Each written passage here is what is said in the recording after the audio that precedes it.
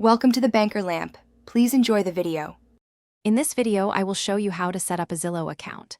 First, navigate to the Zillow website or download their mobile application.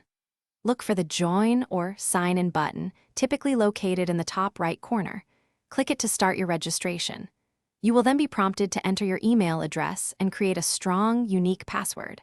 Alternatively, for a quicker setup, you can choose to sign up using your existing Google or Facebook account credentials. Once your account is created, it is time to personalize your profile. Adding your name, phone number, and a clear profile picture helps build trust and makes your experience more tailored. Crucially, specify your preferences, such as whether you are a buyer, seller, renter, or even a real estate agent.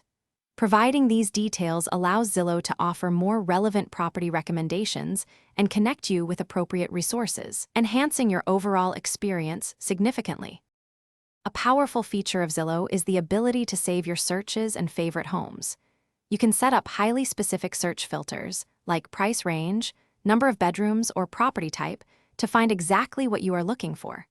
Once you find properties you like, simply save them to your favorites.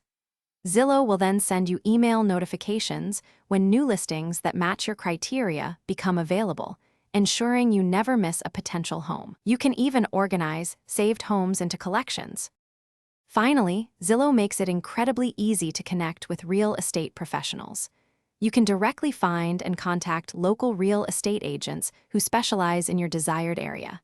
If a property catches your eye, you can request a tour or ask for more detailed information with just a few clicks.